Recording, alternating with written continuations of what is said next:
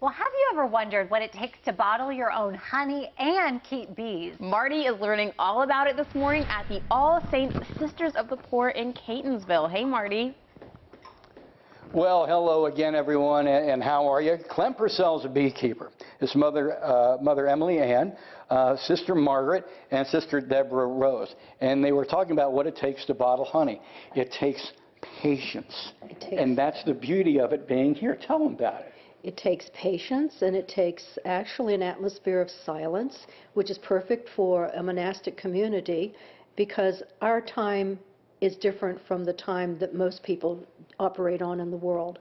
So we have the patience to pour this, and we have the silence in which to do it. Most people live very busy lives, and they want everything to be done very quickly. But with honey, it's not going to be quickly poured. It is going to be very slowly poured. And it's very, we were sitting in here, you guys were pouring for a while, because we've all been socializing and talking. Yeah, and it got very quiet, and it was very peaceful. Well, hey, Clem, tell the audience about, they live in a 3-mile radius of where the hive is. The bees will forage in a 3-mile radius of where they live. So any trees, which is the major thing where they gather their nectar, they'll collect up to 3 miles of radius. And they live for 6 weeks, and they produce, each bee produces, listen to this. 1/12 of a teaspoon of honey per bee in their lifetime. That's it. 1/12 of a teaspoon of honey in a 6-week lifespan.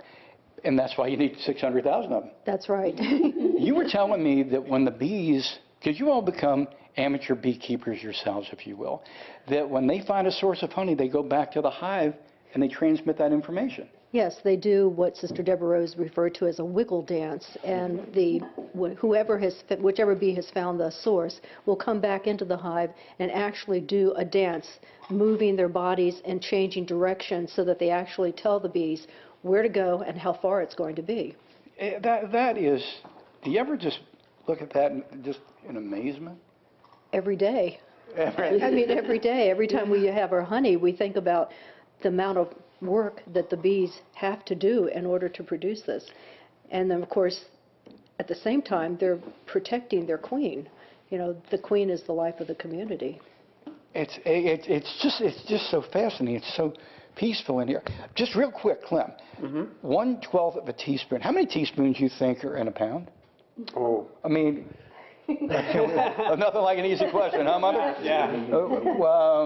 A lot. A lot, yeah. I mean, so think how many bees it took just to fill up one of these jars. Hey, listen, thanks so much for letting us come in. I want to thank dear friend Sharon and I have friends, the Longos, and Susan handed me the article, Susan Longo, out of the Catholic Review. And that's how we found out about this story. And thanks so much for hosting us and letting us come in. It really is it's been a beautiful morning. Thank you. Thank you so much for coming out and sharing your time with us. It's our pleasure. All right, we're throwing it back to TV Hill. Thank you, Marty. We'd love to see it. I know, and it seems like he was so touched. He is. What a moving experience. Absolutely.